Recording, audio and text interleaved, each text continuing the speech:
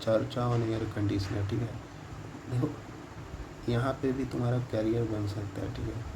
इसको कहते हैं HVAC इंडस्ट्रीज, ठीक है, एयर कंडीशनिंग, ठीक है। एयर कंडीशनिंग में बहुत सारा ऐसा कंपनी है जो एयर कंडीशनर डिज़ाइन करता है, ठीक है। तो उसमें हाँ, कैंपस प्लेसमेंट तो बहुत कम जगह होता है, ठीक है। मतलब नॉर्मल ये कंपनियां नहीं आती, नॉर्मल कॉलेजेस में तो शायद नहीं आती, ठीक है। तो ठीक है, इसको बाद हटाओ, इसको बाद में कभी इस पर चर्चा होगा, ठीक है। अभी पहले एयर कंडीशनर के ऊपर चर्चा करते हैं, ठीक है। एयर कंडीशनर क्या होता है? एयर कंडीशनर कुछ ऐसा होता है कि इसमें ये होता है कूलिंग कॉइल,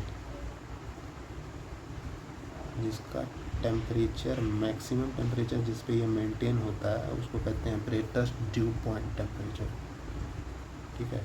अब जो हवा यहाँ से आ रहा है, ये हवा जो है गर्मी के समय या नॉर्मली रेनी सीजन्स में मान लेते हैं इसका टेम्परेचर 30 डिग्री सेंटीग्रेड है, ठीक है। और इसका रिलेटिव ह्यूमिडिटी 35 या 40% ले लेते हैं।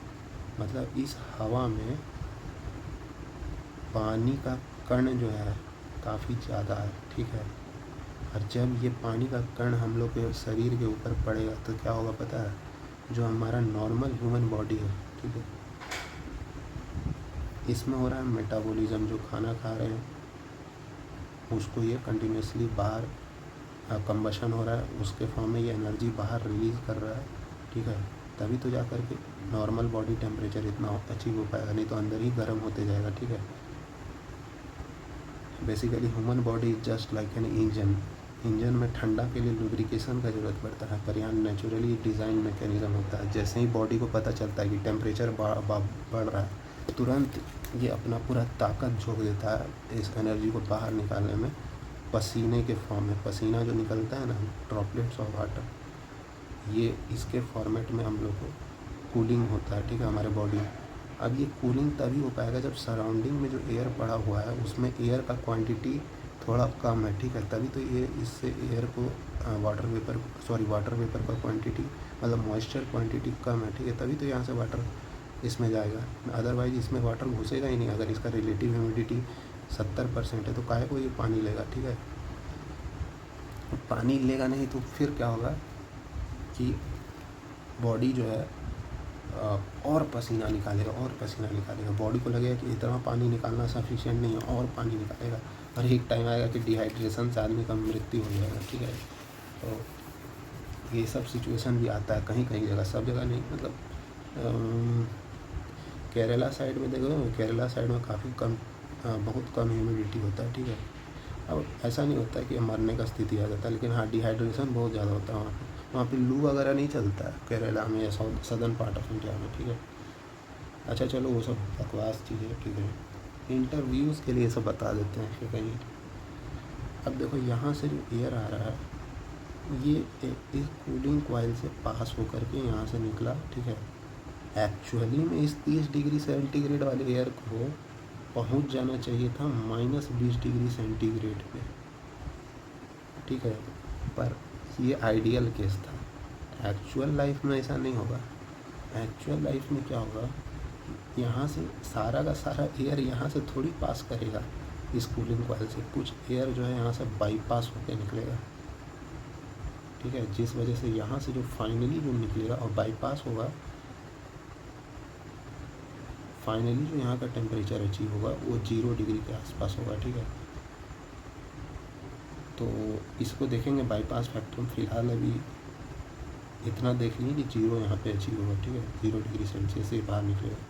30 से घट रहा है यहाँ टेम्परेचर, 30 से होगा ये 25, 15, 10, 5 और फिर उसके बाद 0, ठीक है। कूलिंग कॉइल का टेम्परेचर चेंज नहीं होने वाला है, ठीक है। इससे रेफ्रिजरेंट फ्लो हो रहा है, रेफ्रिजरेंट -20 में ही रहेगा, ठीक है।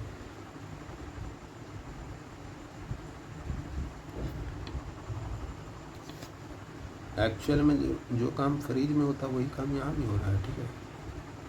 फ्रिज में क्या होता है, जैसे ये इवापोरेटर होता है, डीप फ्रीजर जिसको कहते हैं, ठीक है। ये हम लोग को स्टोरेज स्पेस रहता है जहाँ पे सब्जी वगैरह रखा रहता है। यहाँ से ये हीट उठाएगा तो यहाँ का टेम्परेचर जो है सब्जी वगैरह का वो कांस्टेंट मतलब ठंडा होगा, ठीक है। अब इवेपोरेटर में जो रेफ्रिजरेंट फ्लो कर रहा है उसका टेम्परेचर थोड़ी बढ़ता है, मतलब बढ़ता है, लेकिन ये फिर अपना जो टेम्परेचर इसने बढ़ाया वो वापस सराउंडिंग को फेंक भी देता है, ठीक है। फिर वापस यहाँ आता है तो ठंडा होकर के ही आता है, ठीक है। तो जरा इस प्रोसेस को अगर हम लोग साइकोमेट्रिक चार्ट में अगर देखें तो कुछ इस तरह का ये प्रोसेस है। ये ओमेगा है, ठीक है, यहाँ पे, और यहाँ पे हम लोग का है ट्राई बल्ब टेम्परेचर, ठीक है। अभी मान लेते हैं 30 डिग्री सेंटीग्रेड कुछ यहाँ पे होगा, इसके कॉरस्पॉन्डिंग मेरा ओमेगा 1 है। मेरा रिलेटिव ह्यूमिडिटी 100% वाला लाइन ये है, ठीक है।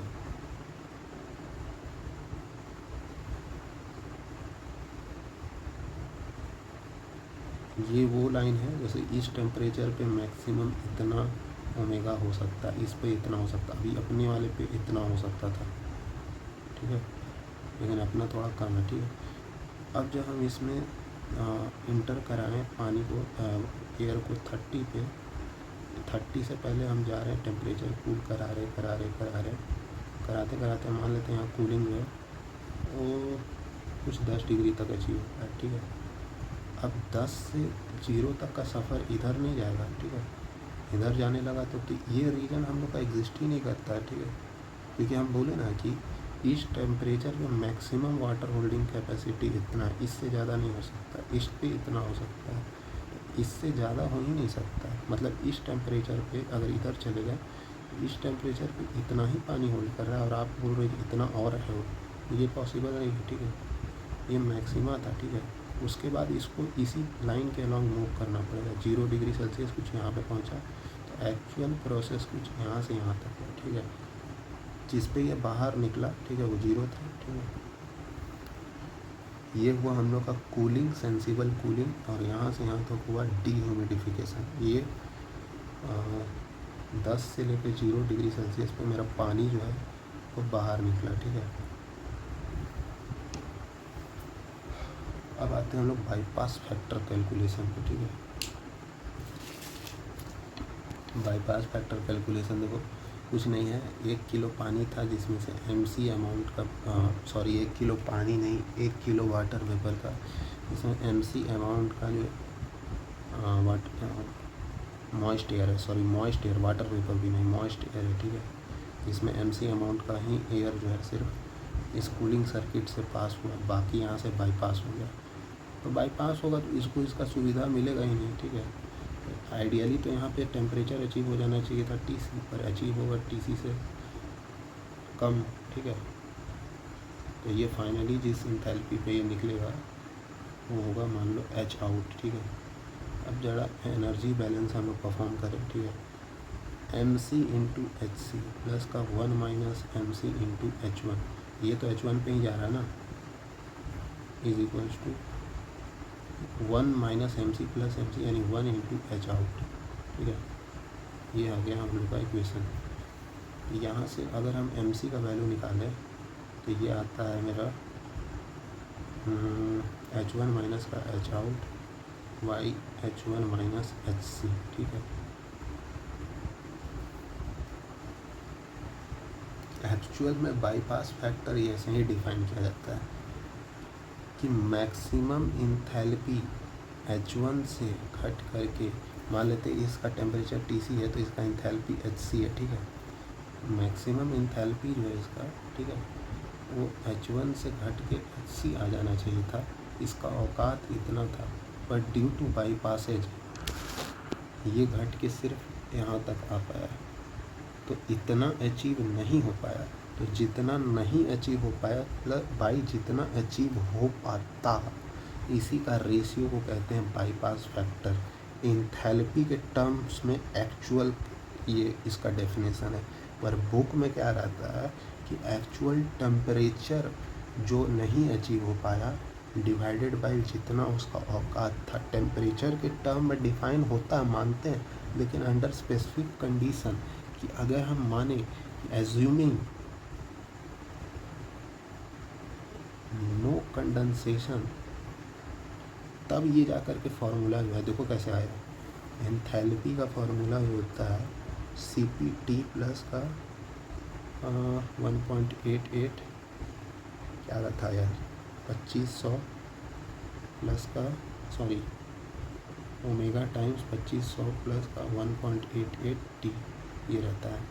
अगर हम डेल्टा एच लिखे ठीक है तो CP डेल्टा टी और ये टर्म तो कांस्टेंट है ठीक है, ओमेगा 1.88 डेल्टा टी आ जाएगा, पर ओमेगा जनरली बहुत कम होता है 25 ग्राम पानी ठीक है, तो ओमेगा डेल्टा टी ठीक है, तो ये भी ज़ीरो हो जाएगा ठीक है, क्योंकि ओमेगा बहुत कम होता है। तो delta H CP delta T, इसका थोड़ा फीलिंग ये देते हैं कि जैसे कि हम लोग क्या देख रहे थे कि ये जो एनर्जी था क्रिटिकल पॉइंट से हम लोग दे रहे थे 2500 किलो जूल का एनर्जी हमको सिर्फ इसका लेटेंट हीट में लग रहा था ठीक है।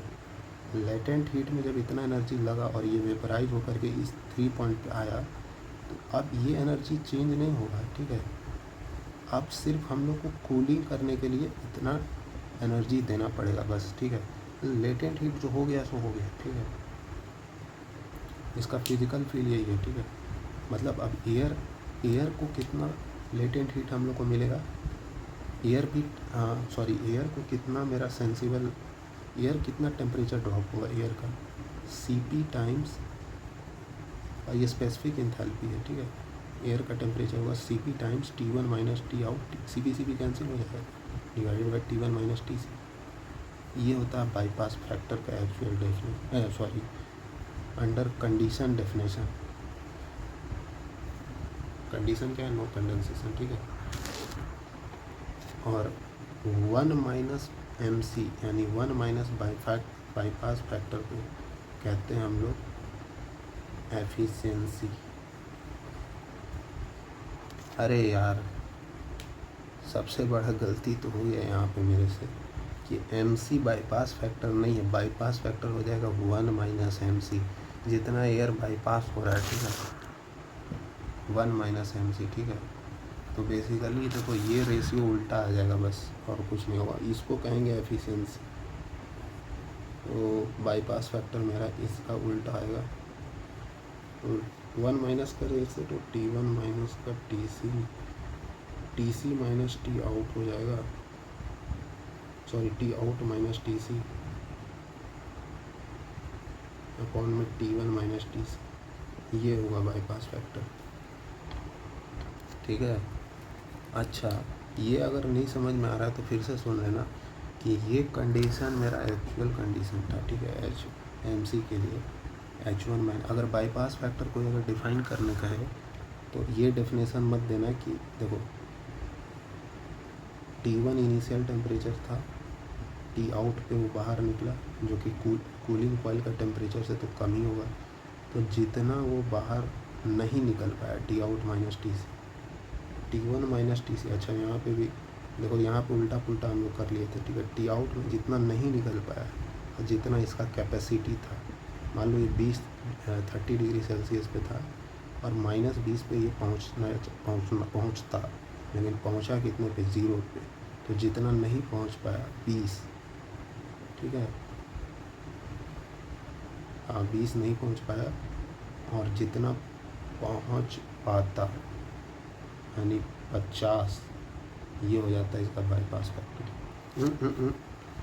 आउट कितने पे हुआ, 0 पे हुआ ना ठीक है, 0 माइनस ऑफ -20 यानी 20, T1 कितना है 30 माइनस ऑफ -20 यानी 50, 2/5 हुआ बाईपास। वही कहें 8 से ज़्यादा कैसा है, 0.4 इसका हुआ बाईपास फैक्टर, 0.6 हो जाएगा एफिशिएंसी।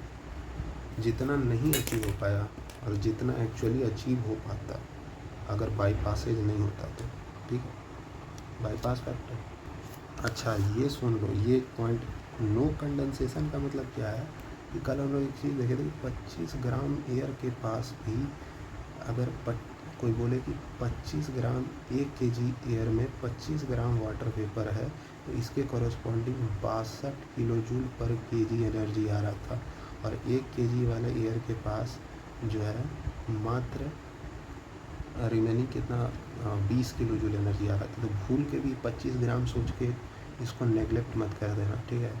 तो 25 ग्राम के पास इतना एनर्जी आया कैसे, इस यहाँ से लेटेंट हीट के फॉर्म में इतना एनर्जी आया। अब हम चेंज का जब बात करेंगे, ये जो लेटेंट हीट के फॉर्म में जो एनर्जी इसको मिला हुआ है, ये चेंज होगा ही नहीं, क्योंकि ये वाटर वेपर है, तो ये वाटर वेपर में ही स्टेट में है, इसका कंडेंसेशन तो हम मान नहीं रहे, मतलब सिर्फ सेंसिबल ही कूलिंग हो रहा है। तो जो भी एनर्जी जा रहा है वो सिर्फ कूलिंग में जा रहा है। ये वाला चीज़ तो 62 किलो जूल का 62 किलो जूल ही रहेगा ना, ठीक है, चेंज होगा नहीं, ठीक है। तो इसलिए ये एक्चुअल डेफिनेशन बायफायर्स फैक्टर का क्या है कि actual enthalpy which could not be achieved divided by actual enthalpy which could have been there, ठीक है, actual change in enthalpy to be very precise, ठीक है। और ये जो टेम्परेचर के टर्म में डेफिनेशन आता है, ये नो कंडेंसेशन मान के आता है, ठीक है।